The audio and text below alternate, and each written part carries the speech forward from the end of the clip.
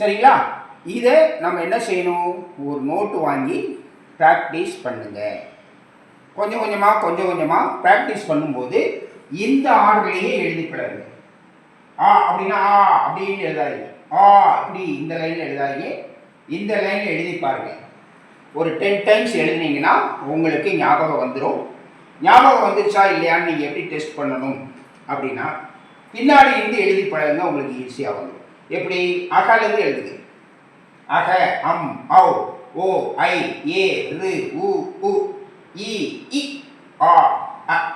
இப்படி எழுதி பழகிட்டீங்கன்னா உங்களுக்கு ஈஸியாக மனப்பாடம் ஆயிரும், மறக்கவும் மறக்காது.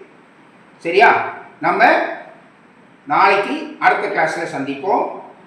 நன்றி, வணக்கம்.